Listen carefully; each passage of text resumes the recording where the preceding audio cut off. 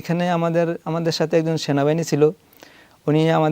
উনি আমরা ছিলাম যে ইয়াটার ফ্লাইওভারের যে এটার এই পাশে ছিলাম। এই পাশে থাকার কারণে উনি সেনাবাহিনী ছিল আমাদের সামনে, আমরা এই দিকে মুখ করেছিলাম আর পুলিশ আমাদেরকে এই পিছন থেকে আক্রমণ করতেছিল। যার কারণে আমি পিছনের দিকে তাকাইতে পারতেছি না, মাথা উঠাতে পারতেছি না, মাথা উঠালে দেখা গেছে গুলি লাগতে পারে। যার কারণে আমি এইদিকে ফিরেছিলাম।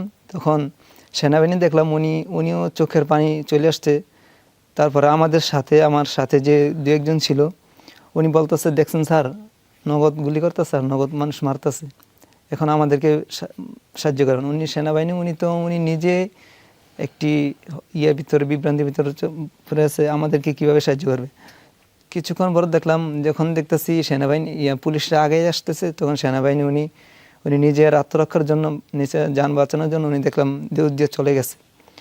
তখন যখন দেখলাম পাখির মতন গুলি করতেছে, আমরা এই জায়গায় যখন প্রায় 20 থেকে 25 জন ছিলাম, তখন দেখলাম যে যার উপর গুলি পড়ে সে নগদ মারা যাচ্ছে। তারপরে আমি একটু হাতটা আলগি দিয়ে শুয়েছিলাম, যার কারণে আমাকে গুলি করছিল, আমার গুলিটা আমার হাতে লাগছে, এই যে হাতের ছাইডে দিয়ে গেছে, এই যে এখনও দাগটা আছে। আল্লাহ তাআলার রহমতে হাতের হাড্ডিতে লাগে না, যার কারণে বড় ধরনের কোনো সমস্যার সম্মুখীন হয়নি। তারপর যখন আমার হাতে গুলি লাগছে, হাতে গুলি লাগার পর আমি সোজা হয়ে শুয়ে যাই।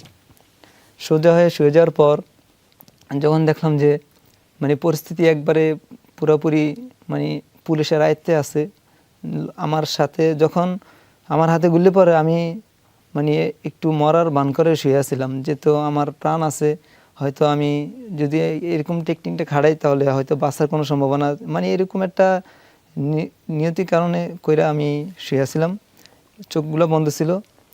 যার কারণে যখন আমি চোখ মেলে দেখি, কিছুক্ষণ পর চোখ মেলি, তখন দেখলাম যে আমার সামনে থেকে, আমার পায়ের সামনে থেকে, আমার একবার নিকটতম থেকে ফায়ার করতেছে। পায়ের বিকট আওয়াজের কারণে আমার চোখগুলো হালকা হালকা বাড়ি খাচ্ছে। তখন তো সূর্যের আলোটা একটু চোখের মধ্যে লাগছে, যার কারণে আমার চোখ বাইরে করতেছে। তখন পাশে থাকা একজন পুলিশ দেখে বলতেছে, এই যে এটা মরা নাই। তখন কাছে আসছে, 4-5 জন কাছে আসছে, আইসা কয়েকজন লাথি দিছে আমার মাঝে, আমার পায়ে লাথি দিছে, অনেক জোরে জোরে লাথি দিছে।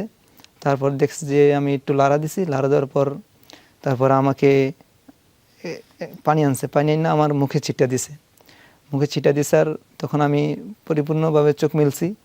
মেলার পর তখন আমি যখন উঠে বসার পর আশেপাশ থেকে আরও 4-5 জন পুলিশ আসলো, আইসা আমাকে রাইফেল দিয়া, পিস্তল দিয়া আমাকে অনেক জোরে জোরে বিভিন্ন জায়গায় আঘাত করতে লাগলো।